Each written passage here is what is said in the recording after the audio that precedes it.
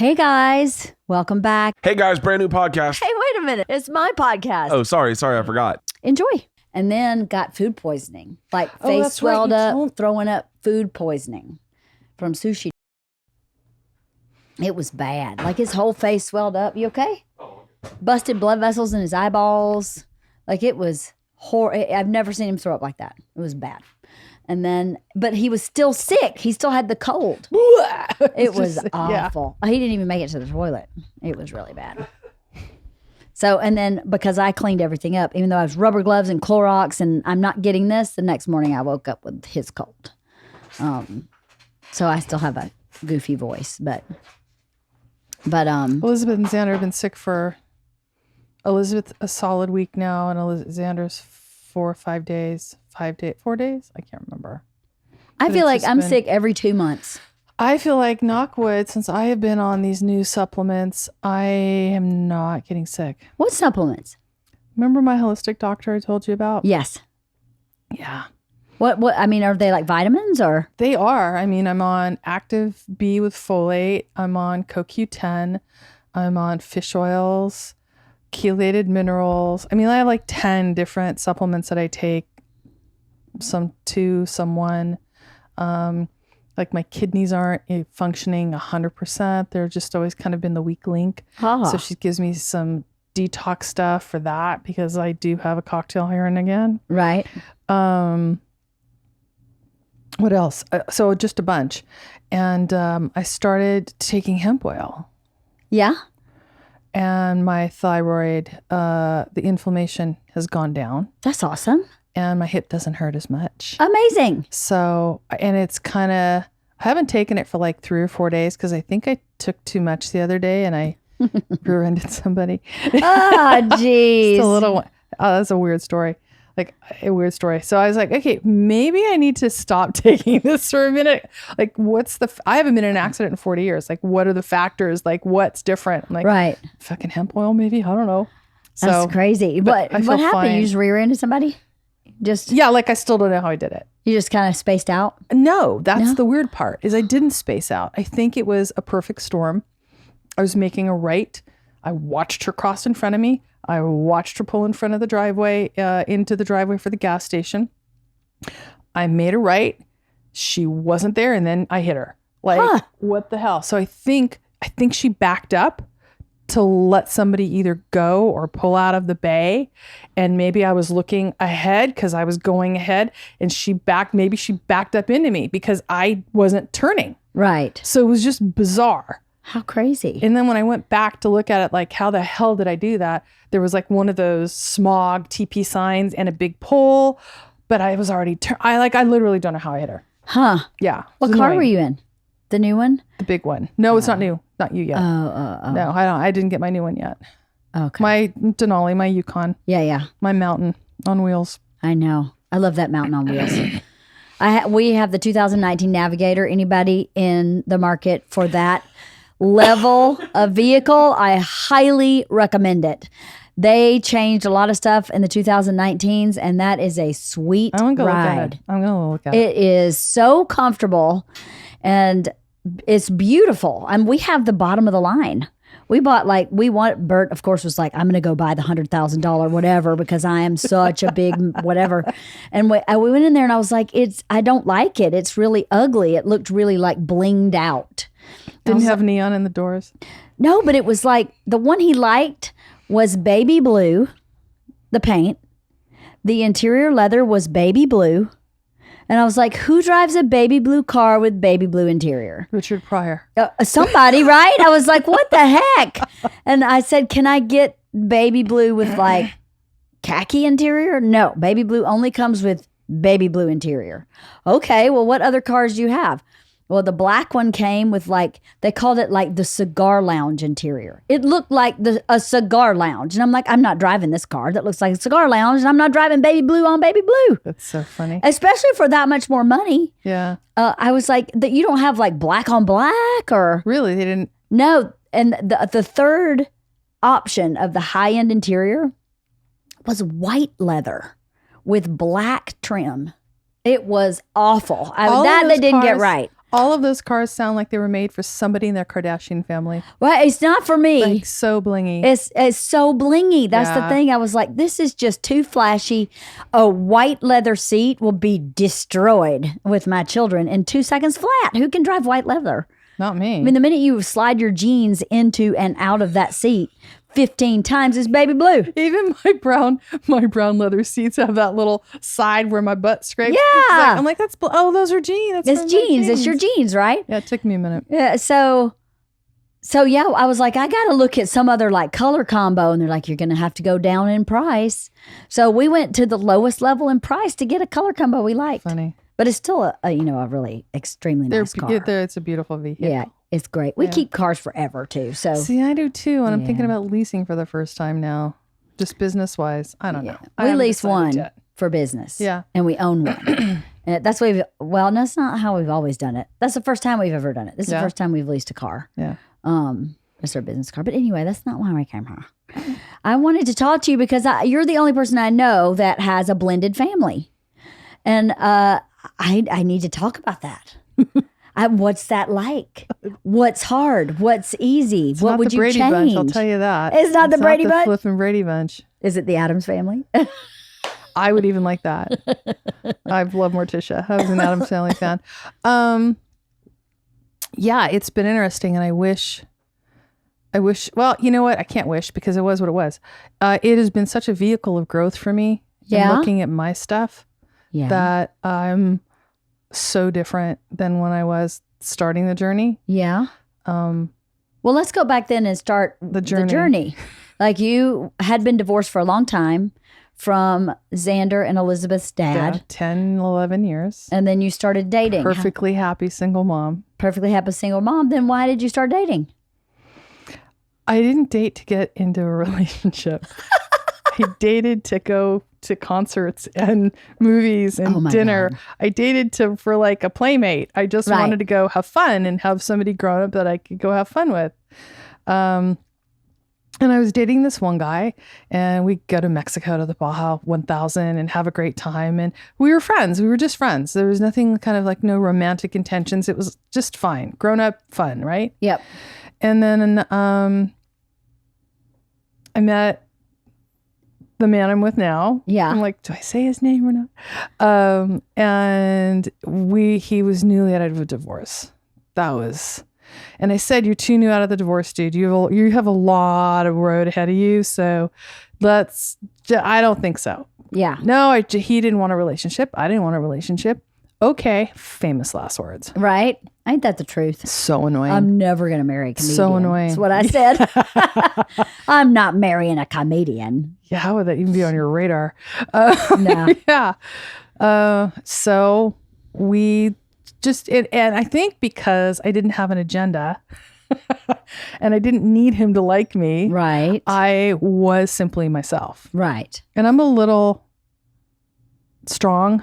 Uh-huh. Yes, you are. For some people's tastes and for men, and I'm hard to date. Like, it's hard to find a dude more dutier than me in some ways. Right. Because I own a gun and I like to race cars and I'm, scuba dive and I ski and I like to garden and I know how to use power tools and I'm straight. Yeah. And so, I had male role models that showed me how to do other stuff. Right. That men have a tendency to like as well. My dad was a police officer. Mm. I was taught to sit facing the door because if somebody comes in a public place, you need to be able to assess the situation and react, right? Right. Well, so funny. Halston's dad was a police officer. He's nodding his head. So you totally know this, right? It's the same exact thing. Yeah. So imagine being a girl with that. Like, who do you date? Who do you date that you trust enough to sit with your back to the door? Right. My man right now is the first man in my life that I've ever trusted to sit with my back to the door. And that was like a really bizarro qualifier. Anyway, so I know way too much information. So I met this guy and he was just really easy to get along with and we laughed and he's very ethical and patriotic and really cared about being a dad and he's just a really good human being. Yeah. And funny as hell. Like he just makes me laugh. So he ended up giving me an ultimatum that he didn't think was an ultimatum, which was hilarious. What was that? What do you mean? We were sitting at a little restaurant up in our little neighborhood up there. And he said, so I know you, I was real open. I know you're, dating this other guy too. And I just don't know how good I am at sharing. I believe that's exactly what I did. I went, that's so funny. Really? Okay. I said, well then, because we were kind of getting on the verge of like whether we were going to be intimate or not, because I moved slow in that area. Yeah. And he said, yeah, I go, because I didn't know if I could sleep with two guys at once either. Like, I don't know if that's like my MO. I had never gone that route before. Right. More power to you if you can. It's all good. I was, being intimate with this other guy, and I said, well then it's okay. We'll just stay platonic. He's like, no. That's not what I meant. That's not what I was saying. And You're like in my misunderstanding. head, I'm like, let's see how this plays out. This is interesting. Like, I'm totally strategizing in my head going, wow, this is fascinating. So he said, no, that's not what I meant. He said, I'm also not the guy that's going to keep dating you and not sleep with you because you're sleeping and dating another guy. I'm like, oh, okay. So you're giving me an ultimatum. No, I'm not. Really? Because this is what I'm hearing. And I read it back to him. He's like, oh shit, I guess I am. Right? It was really cute. That's pretty funny. And I said, let me think about it. He said, what? Oh Again, my God. no agenda, nothing to lose. Right. Really liked him. If he walked, it was okay. Because I didn't have... No agenda. Yeah. Yeah. So girls, if you really want to meet a guy that likes you for who you are, don't have an agenda. That's a very good advice, right? So it turned out, and I realized that the way my man now treated me was how I wanted to be treated. Right. Just many, many little things. And I looked at the difference from the guy who's really just a friend. Yeah. To somebody who was romantically inclined towards me, and the difference was huge. So, I went, okay, I pick you. He was Got it. Yay. That makes perfect sense. Yeah. Because friendship is important in a relationship. It's really important. Honesty, like actual honesty. Yeah. Without weighing it on what to say or what not to say. He and I just say it the way it is. Right. And he's the first person I've ever been with that has been able to like take me for how I say it. Right. Because again, it can come across a little strong. Anyways, this is so not about me. It's about the process. No, but it is, because you have to have a little background to understand how you got into the blended family. So super strong, independent, owned my own business for 30 years.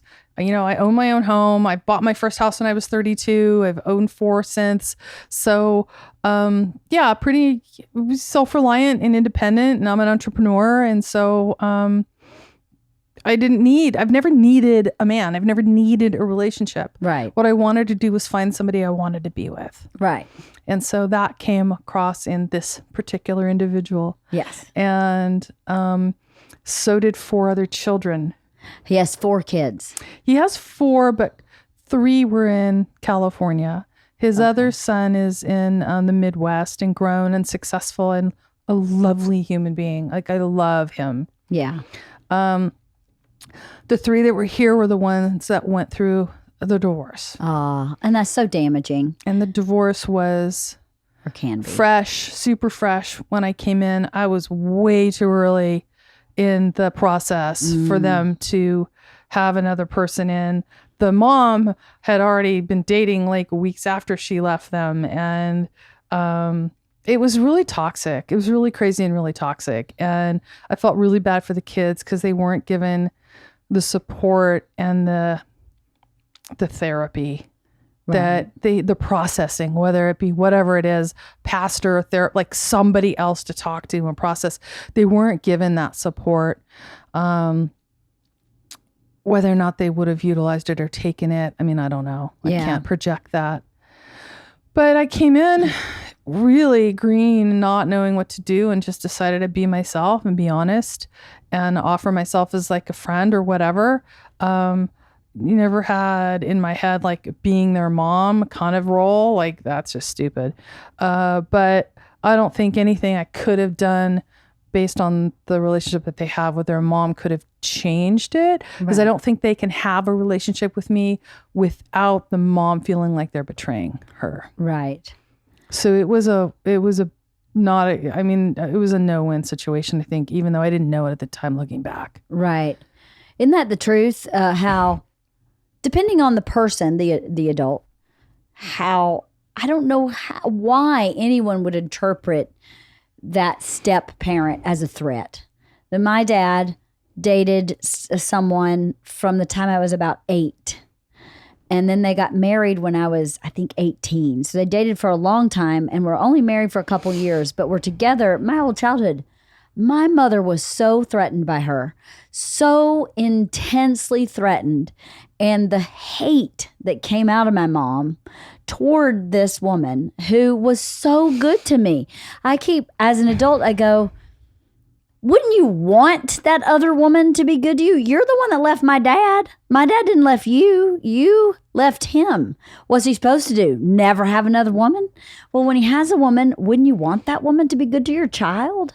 My mom was so threatened. Well, it was kind of weird because you know what? I don't know because I can't project on what happened on the other side of the conversation. Right. Because initially my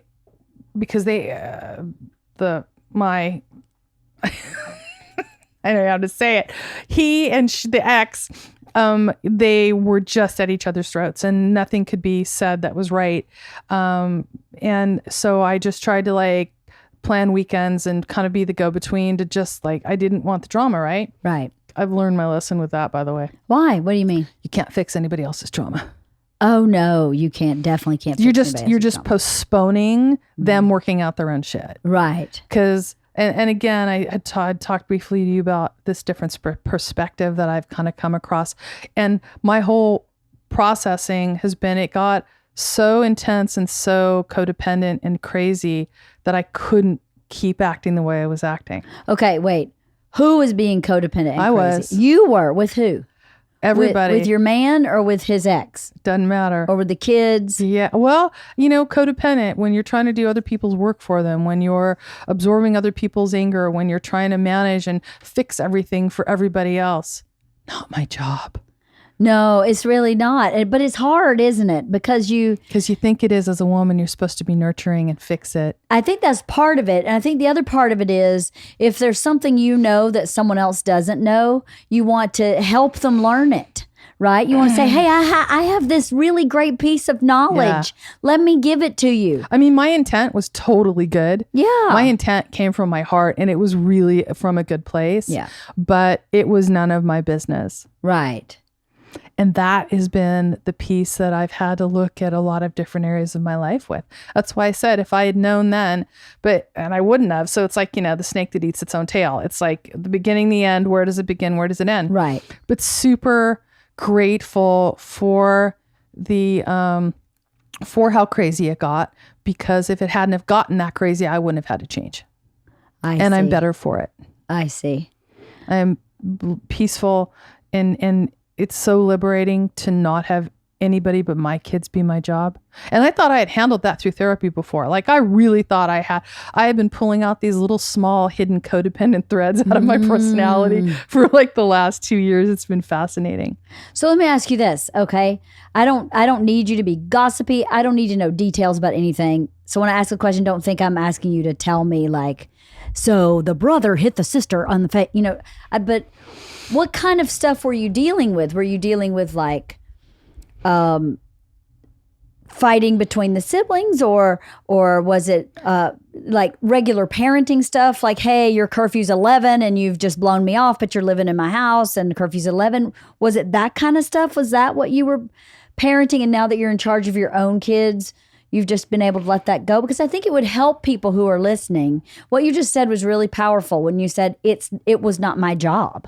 So the good thing about my dad's second wife was that was her philosophy from the beginning. She planned every birthday party and then stepped back and goes, this is not my kid. It's not my job. She was really healthy in a lot of that. Yeah. Which is such a gift. But I think a lot of people approach it differently, where they think, well, it is my job. I'm married to this guy, even though you're not married. I'm married to this guy. This is his kid. This is my role here, when it may not actually be your role. So what I want to know is, what were you doing before that? One of the things that I have a gift, I guess, I don't know. Mm-hmm. For some reason I can translate. If two people are talking and they're not understanding what they're trying to say to each other, for some reason I can hear it differently and I can translate it to them. Like an intermediary or, like a mediator. Yeah. So I was doing a lot of mediating. I was doing a lot of path laying. I was, he and I agreed that he's going to parent his kids. I was going to parent my kids. And we respected that with each other. So he and I would talk as partners and friends, kind of strategizing. Well, what do you think about this? And what do you think I should do with that? And I would give him my thoughts, and he would take it or not. And I wasn't offended when he didn't, because it was his call. Right. I was okay with that. I never parented his kids. I would support them. I'd buy them things. I would take them to lunch. I would be a friend. That's really the role that I felt. They were living in my house at the time. They all moved in at one point. Let me go back real quick, because I have what I would consider a really wonderful relationship with his second eldest son. Okay. Who's in college and out of state now. And I think when I said about the toxicity, the betrayal, I don't know if it's a mother-daughter thing. I don't know if it's simply the relationship that the two girls have with the mom, but I just don't see how they could have been friends with me in spite of like all the other crazy boundary pushing that happened. I don't know if it could have happened anyways. Does that make sense? Yes, it does. Okay. Yeah. So just to clarify that, because I call him my stepson, even though he and I are not married. I wish he was mine. I adore this human being. That's great. And the truth is, the two daughters I really think are phenomenal young women too. I think they're going through a really tough time. Right. And I think they both have amazing gifts and things to offer. Mm-hmm. I hope maybe one day when they grow past where they're at, if they ever do, that we could have some kind of relationship. I don't know. I'm open to it, as I've told my fiance. But I'm really grateful for what they helped me push to learn. So for whatever that's worth. Right. So then did you, when you decided this is not my job, not my responsibility, is the mediation what you were doing that you stopped? A lot of it. Yeah. Okay. So I had a chaotic childhood, Mm-hmm. I was raised with a rageaholic. My mother's fiance beat her regularly. Oh. My grandfather was a rageaholic and physically abusive. So I learned to listen in on conversations. I learned to monitor the people around me to make sure I was safe. Right. I didn't know I was doing that. No. I thought that's what people do. Yeah. But I needed to know, where everybody was at, because at any given time, the kid could blow. Right. I'm talking 6, 7 years old. Right. So I brought that technique, that skill into my adult life, not realizing that it's not what everybody does. It's your superhuman power that was developed from trauma. Exactly. We all have them. Boy, let me tell you, I can read somebody that quick because you spend your life reading those people to see if you're safe. I know exactly what you're talking about. And as an adult, you can use that evil for good. Yeah. Right? Yeah. Where you go, I know who that person is. Yeah. Oh, your tone of voice just shifted. My stomach dropped. My throat is tight. Exactly. Fight. So, yeah. So anyway, I didn't realize I was doing that. But I was, and I was doing it to try to help them. Right. But none of my business, Right. Looking back. So, but I was invited in to do it because I was good at it and it was effective. Right. But what it did is it stopped them processing their relationships. Okay. So it was effective. It was helping. Totally helped. Totally kept things nice in the moment. But they still had to work through their relationship because basically by me interceding, I was stunting their growth. Yeah, you were. Yeah, I was stopping the flow of the river. Yeah. And they were not growing even if it had to get worse. It's because you were doing it to work for them. Yeah, exactly. Yeah, to try and help them. And for some people, that's actually really great because some people will then learn from that. But some people don't learn from that.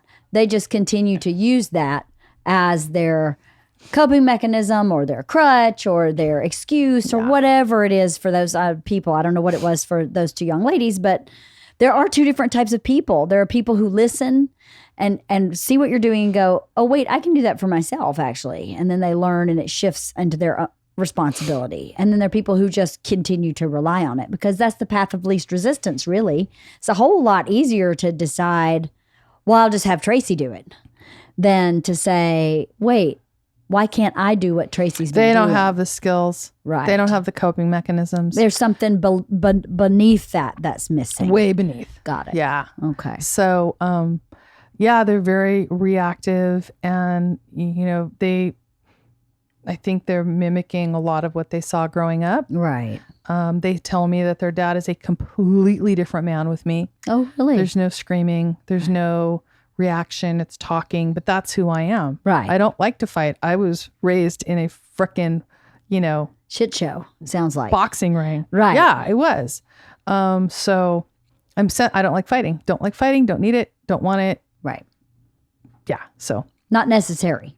It's not just for me. It's It is not, for well, some people, apparently. It's not necessary to have big fights about stuff or I defame call- character or scream or hit somebody. What I would say to them was, I'm not interested in emotional masturbation.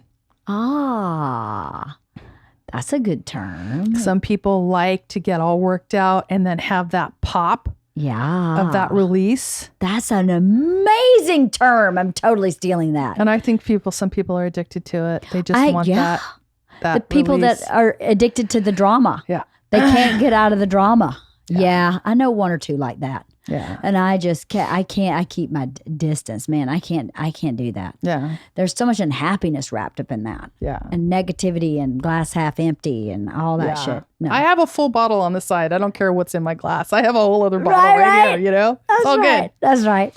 So yeah, it's been, I'm sad. I'm coping. I'm sad that it couldn't have been different or it wasn't different. I do wonder if I could have done something different, but there was, I was just real honest and I had boundaries, and they weren't used to boundaries being held. One was smoking a lot of pot, and she said, I have to do this because my emotions are so bad and I can't deal with anything. And I said, okay, great, let's do this. I had a lot of friends party when they were in junior high and high school. I didn't like it, so I didn't do it, but whatever.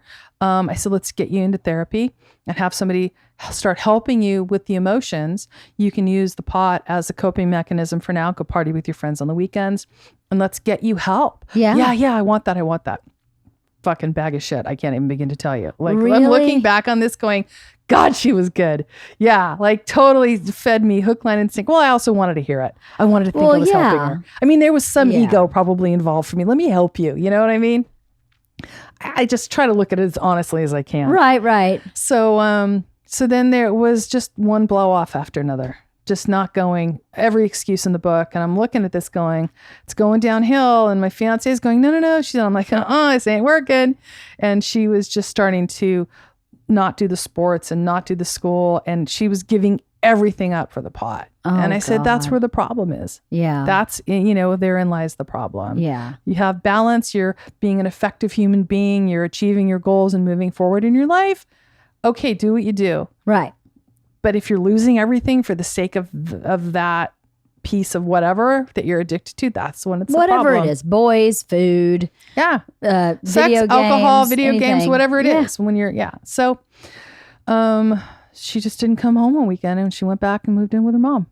Oh. Because the mom would give her the car back, and she would let her smoke pot, because I think they smoke pot at their house in front of their kids, and a whole other world, Right. So, Again, the path of least resistance. path of least resistance, high forms of really good manipulation, and just they weren't used to when no means no. Right. And then when the older one and I got into a physical fight, You got in a physical fight?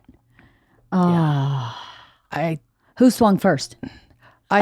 she pushed through me in the door. Oh, and then she grabbed me, and it was just not good. No. And there were some really horrible things said to me. And I was actually really pleased and surprised that I held my tongue. Like the things I could have said. And I just said one day, I hope you look back on this and you realize that I was here for you. And I think you might feel bad about it, but right now you're just being pathetic. That's what I said to her. I'm like, dude, I got nothing. Yeah. So just start lashing out, striking out. Don't quite know where it came from. But it was unfortunate. And I was very grateful that my fiancé backed me up. Yeah. And he said, what do I need to do? And he did what I asked. And it's what I told her was going to happen. And again, they were not used to people telling the truth and them not being able to push through a bully. Right. And so it was sad, but they're not in my life. And Right. he has a relationship with her, the older one. He's not talking to the younger one at all on her choice. She's just in a bad state. Right. But the piece that has been really great is that neither he or I blame each other for it. That is really healthy. We're not mad at each other. Right. We talk about stuff. We accept it. He's super grateful that I'm not mad at them. They're kids. And I told their brother, they're both amazing young women. I was crazy at that age. You look at, literally, I should be dead. Yeah, I right. mean, really.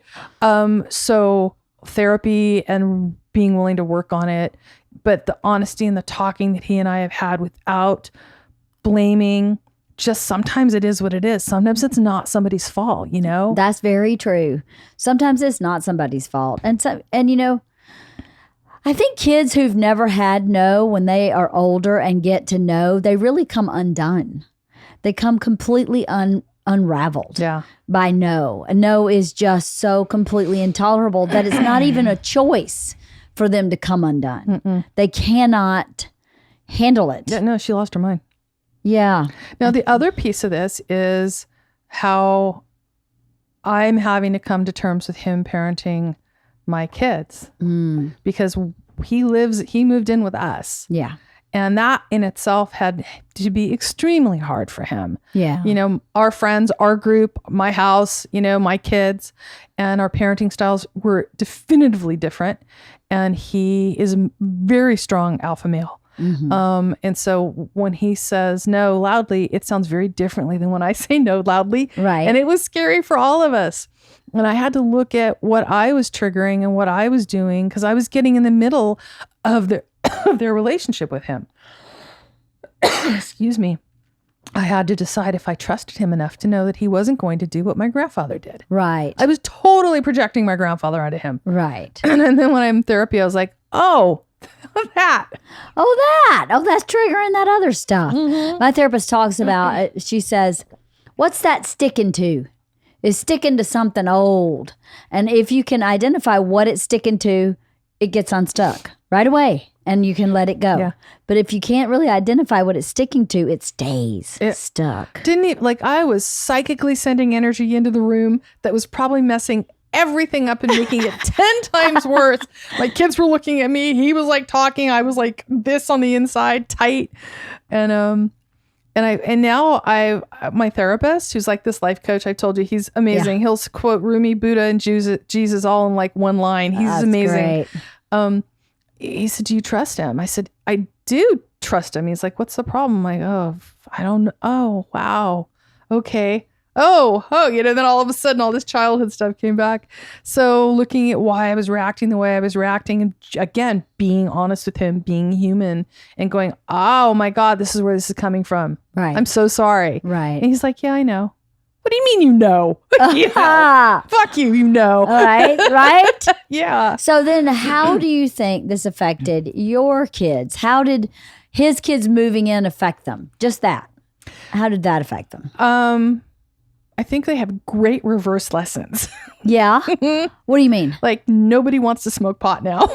I see. Okay. Because they saw, and I was very open with them about it. Yeah. Like, okay, this is the deal. This is what she's doing. What do you think about this? She was playing this sport before and now she's not because she wants to go get high. Oh, that's stupid. Why would she do that? Like right on. That's what I'm talking about. So I was just really, I didn't hide it. I talked with them through it. You know, she'd come home and her clothes would reek and they'd walk by the door and like, what's that smell? You know, and it smelled like pot and they don't like that. Yeah. So just sharing with them, look, this is what I'm going through with these people and what do you think? And how would you, you know, as a kid, I kind of included them in the process. I respected them and nothing was crammed down their throat. Like there was no ultimatums. It was, this is a work in progress. I'm really sorry if this is hard for you. I asked them if they were okay with him moving in the very beginning, because if they weren't, I wasn't going to do it. Right. Because we were fine. Yeah. And it's their house too. Their life. It's their life. It is hard. I know my dad and his second wife, never lived together till I got married.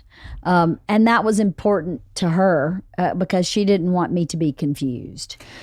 Been there, tried it, But thought your about kids it. are older. I struggled with it. Yeah, they're older, and I talked to them about little. it. I talked to them about it. 8's pretty young when they started dating. I was 8, and your kids were already, what?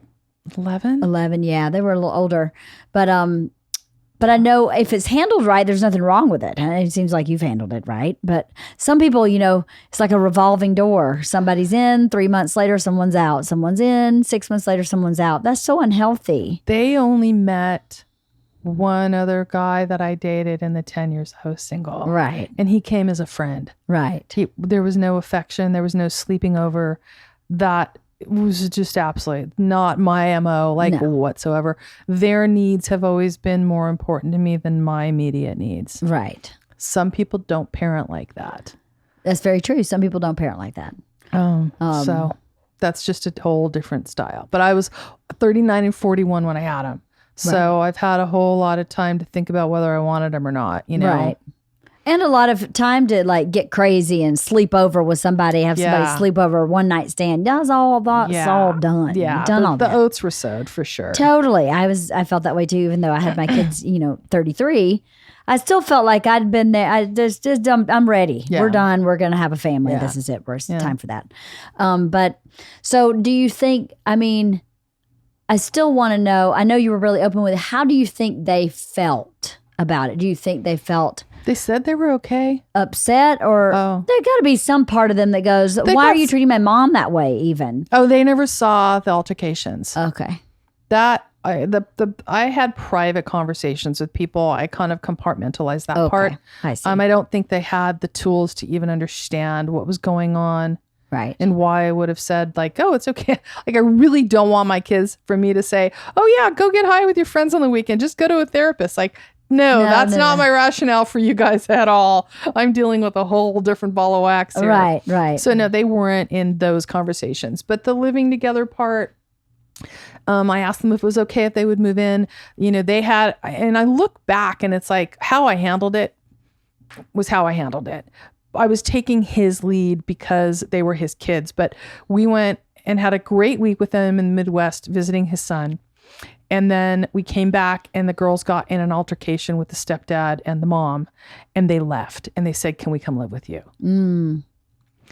Yeah, if they're going to do it to them, they're going to do it to us. Right. What the hell was I thinking? But I've never had that degree of crazy. That. I've never. So I had no idea. It was a learning curve. And he's like, are you okay with it? What am I going to say? No. So yeah, it's definitely a learning experience. That's one of those hard. But, yeah. If they're going to do it to somebody else, they're going to do it to you. That's a big lesson. It is a big lesson. When we, I think people tend to think that we tend to think the best of people. Most people want to think the best of someone and go, I'm helping her. She's going to take the help and run with it. And that's what we really want to believe, especially do-gooders like me and you. I want to think, well, yes, I'll give you everything. If that's what you need, absolutely. Yeah. But you're right. If he cheats on her, he's going to cheat on you. Most likely. If she fights with her, she's probably going to fight with you. Yeah. If she has drama with every person in her life, she's going to have drama with you. Yeah. That's the way she works. Yeah, exactly. So they're very consistent. yeah. It's not like I was surprised. I'm like, oh yeah, duh. Oh yeah. I should have seen this coming. How could I have missed it?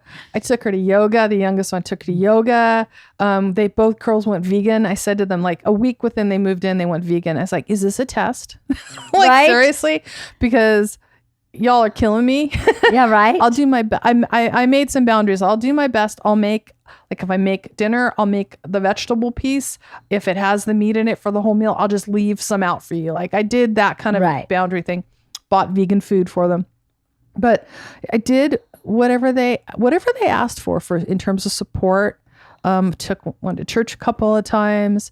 Look into the equestrian center for somebody. Whatever they wanted. But I didn't treat them any differently than I treat my kids. If my kids want to look into an interest or need something, I'm there for them for that. Right. So I did treat them like my children in that way. Right. But the discipline and the boundary piece was their actual father's role, not mine. Which is probably the healthiest thing, is to have it be the dads. You know, The releasing my opinion when I know how wrong he was in some moments, that was an interesting process. yeah, Yeah, like just, no, I'm not buying that for you. And then the week later, because they ragged all over him and they dragged him through the mud, he bought it for them. Like that kind of stuff. That was frustrating. Not taking that out on him and letting go of it was probably the hardest piece. Like, and when he sees my kids take advantage of me or work me over, he gets frustrated too. yeah, But not taking it out on each other was really a big piece. Like, okay, I'm having a problem with this. This is what I'm seeing. What's your take on it? Like, I would just go in curious. That seemed to be the most effective discussion technique. Curiosity, I think, is the most effective discussion technique, especially when something is tense or intense Or personal. To be curious. I'm wondering how you're feeling about so and so. Tell me what you see. Yeah, that kind of. So that was good for me. So what did you learn? But that seems too broad. Like, what's the most important thing you feel like you've learned from this process? Letting people be as crazy as they want to be. Yeah. Like not trying to fix everybody. Just, I mean, that comes down to like the woman human part, not the blended family part. But I think to some degree, I had my boundaries and I held to them. It's like I had to protect my sanity in my home. I invited him in lovingly, and I love that he is still there and with me side by side. But just realizing you can't fix everything. right. And letting it go, like fixing what you can with what sits, in my reach for myself and my kids, and honoring other people's ability and process themselves. Right. Brought me a lot of peace. That's great. That honoring someone else's process, it can be really hard to do. It takes a lot of maturity, I think, to say, this is not my bag. Not my monkeys, not my circus. Yeah, this is not mine. Because I don't know about you, but almost everything that happens on the planet is my fault. Everything. I mean, Trump being elected is definitely my fault.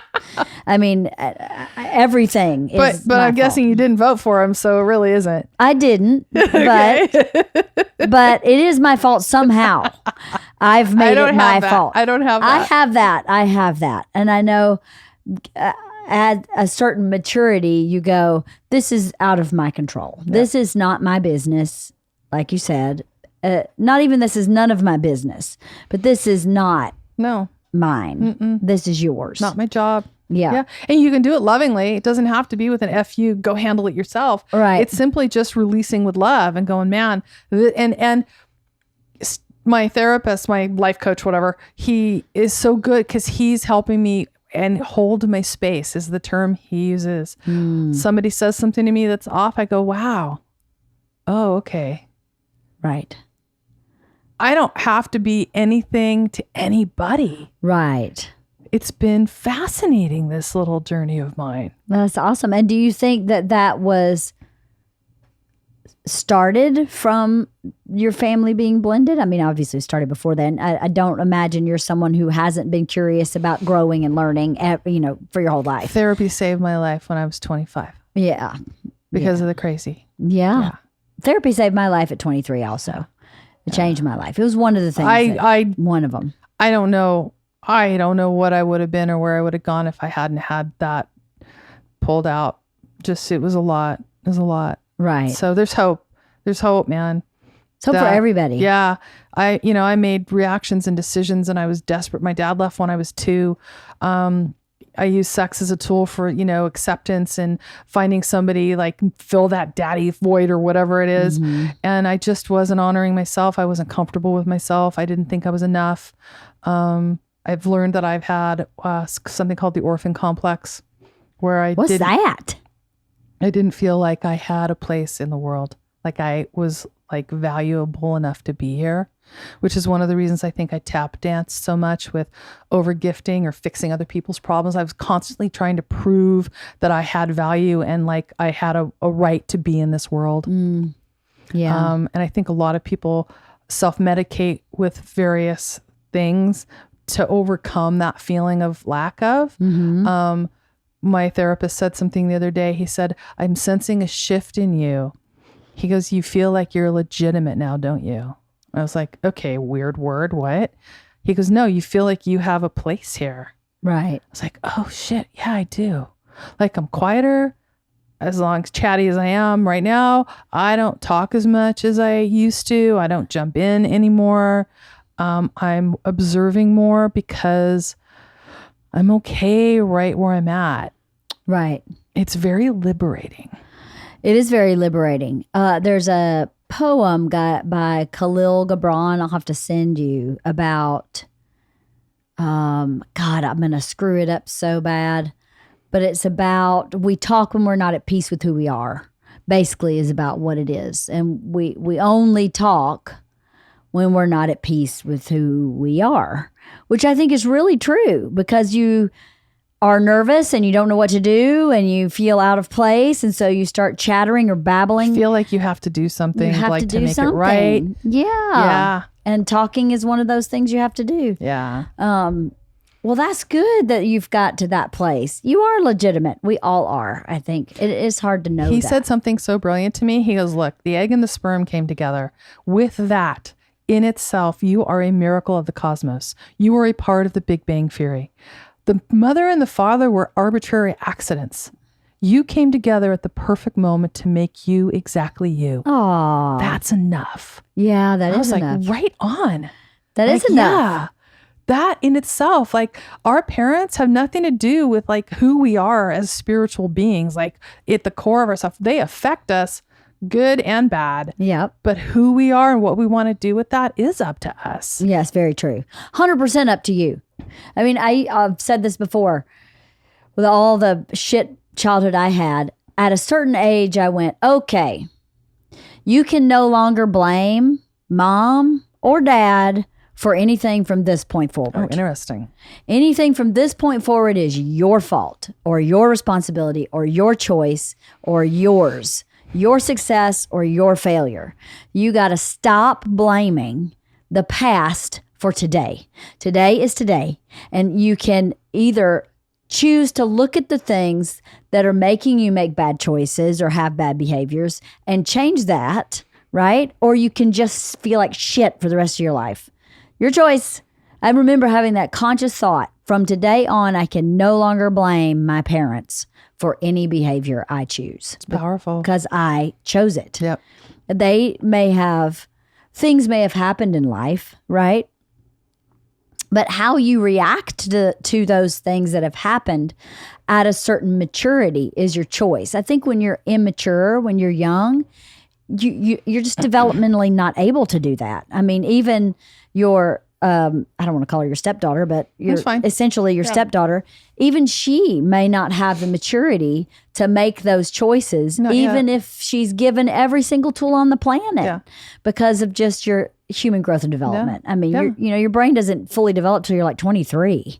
So it's, but I believe there does come a time where you have to make that shift or you'll never be happy, or fulfilled or feel complete. What are you laughing at?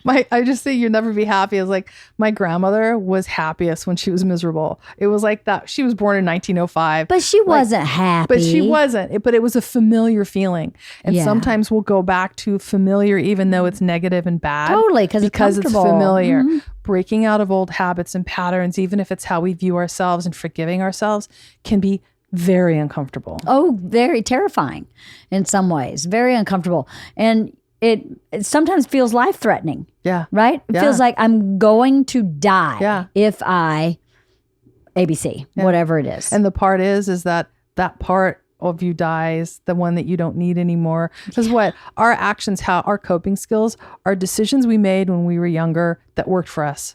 That based on survival most of the time. That's right. Especially people who grow up through trauma. Almost all of your decisions were based on survival. It wasn't about, like, do I want the red crayon or the green? I mean, those decisions were there too, but there were decisions required of kids who had trauma that weren't required of other children. And so people that grow up with trauma, I think have like a two-sided coin. One side really sucks because there's a lot of negative patterns in place that helped you survive.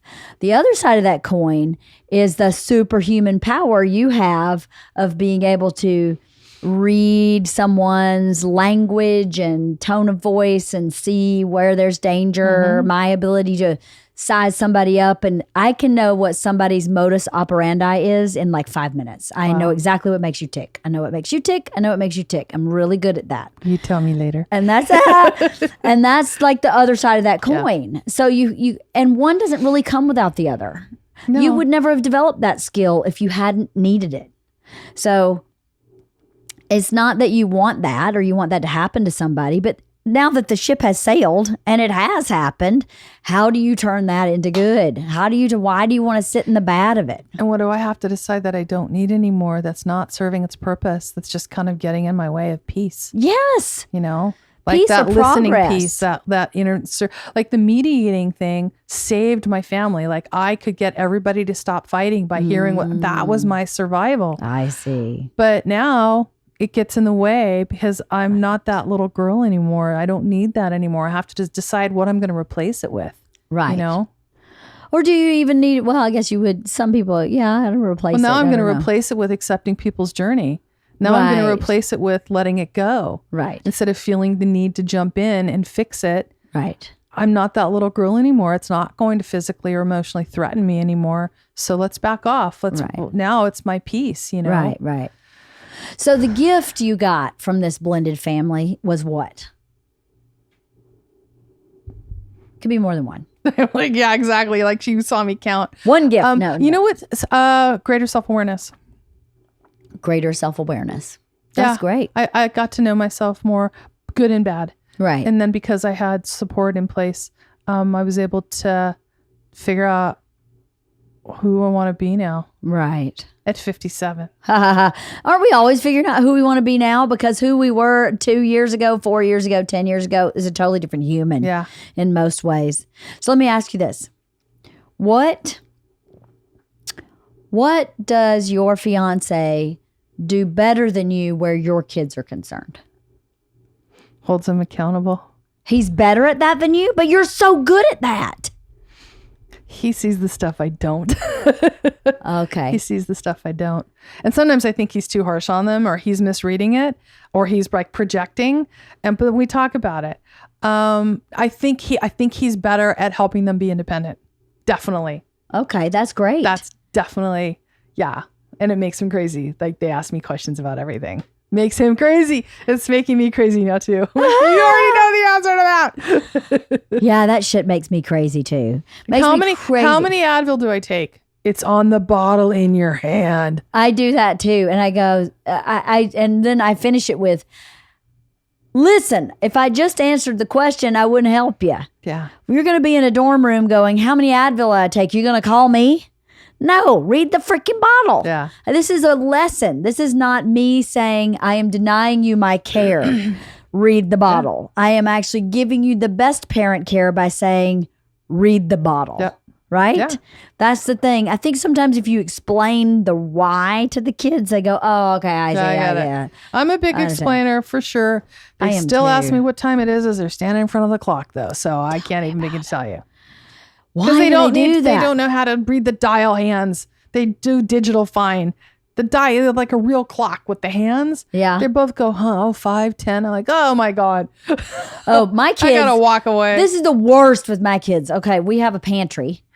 And in the pantry is our dog food and all our food. But our dog food's in the pantry. So I feed the dogs in the morning, but one of them feeds it at night. And they take turns. George does one week, I does the next week. Priscilla has so many medications, and we have to put them in like almond butter or peanut butter or something. She won't take she hates pill pockets, and she won't do anything but like almond butter, peanut butter, or obviously some kind of meat. So every effing day, they walk into the pantry and have a little stool in there. They sit down, open the dog food, scoop out the kibble. Hey, Mom, could you hand me a spoon? And every day I go, no. You know you're going in there needing a spoon. Get the spoon before you go in the pantry. You know how long I've been saying that exact phrase? At least 12 months straight. And I'm not joking.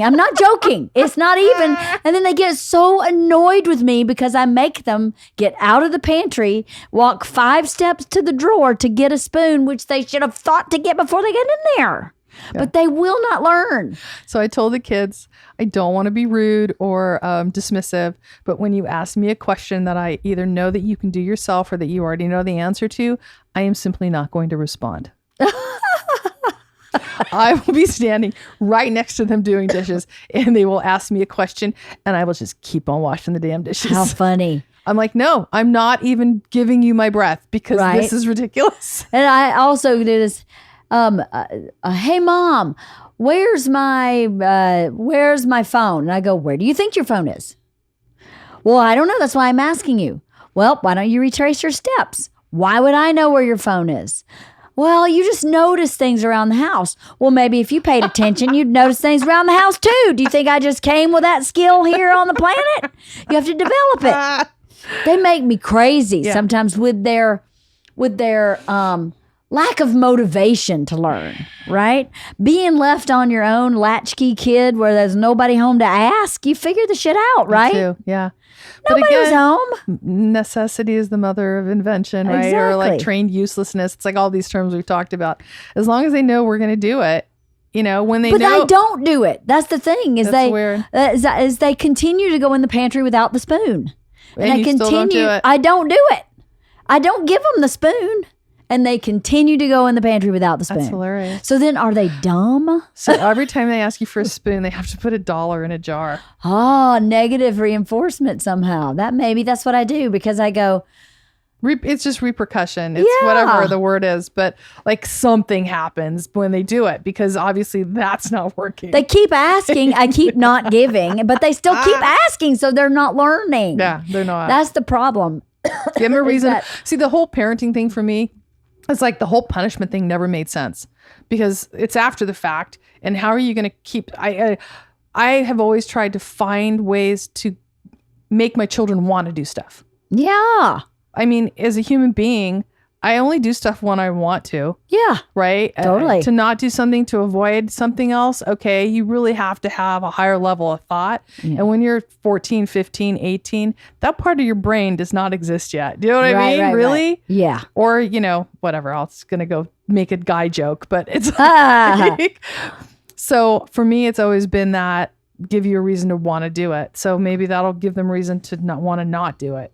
Maybe, or to want to do it, or to not have to put the thing in the jar. Or you get a quarter when you get the spoon yourself, but they should already be doing paying it, so them. that doesn't matter. So that's another thing that I have a problem with is that I go, well, I shouldn't have to tell you to do that over and over again. I've told you enough. You have the information. Right? Yeah. It's so frustrating. They're little turkeys, all of them. And there's so many times in life, I'm sure you probably do this too, where I go, I would have loved to have had someone home to ask, right? Yeah. I didn't have anybody home to ask. Yeah. And I had to just figure it out. Yeah. And in the figuring out, it was actually better in the long run. And I think that's a huge part of parenting now. I think we do way too much for our kids. Yeah. I think we undermine their ability to be independent because of what we didn't have. I don't know why, but it seems to be a plague, an epidemic, whatever. It is. Like freaking everybody does it. I'm guilty of it. Helicopter thing. I am too. Yeah. But just damn it, they can do it. They can do it. They can do it. I know today Georgia has finals, and I said, "What time do I need to pick you up?" Because the bus, I knew she was going to get out between like 11 and 12, somewhere in there, and she said, "Come at 11:45." I'll for sure be ready 11:45. I said, great. So I'm driving to her 11:30 and she calls me, where are you? And I went, you told me 11:45. I'm 10 minutes away. Okay, I'll see you in 10 minutes. But I was like, really? I'm doing exactly what you told me. 11:45. I don't know where you think you get off thinking I should be there at 11:30. You think I'm going to sit there 15 minutes? And it's not okay to just sit and wait for me. Yeah, right? Without barking. Yeah. Yeah. No, I get a little bit of that too. And then I look at her, I'm like, did you hear yourself? Sorry, Mom. Sorry, Mom. You have two great kids. You have two exceptional, lovely, Great kids. They're good human beings. They are good human beings. They are. Xander got an award at school today. He did? He's graduating from high school, as you know. I cannot believe that. Yeah, first of that's all, crazy. He's the oldest one in our group, so yeah, he right, is. yeah. So yeah, the teacher, his history teacher and homeroom teacher, said she was going to miss him because he has the most inquisitive mind and has the most brilliant questions she's ever run across in a student. Amazing. And I went, yeah, that's him. That's Xander for Mr. sure. 100 questions a minute. He is But very yeah. inquisitive. But I can't remember what the name of the award was, but it was pretty cool. That's awesome. Yeah. Does he do anything special for graduation? Like out to eat or anything? We are actually we're having family group over. I don't know. You guys are around. Come over. Tacos. June 7th. June. I sent you an invite.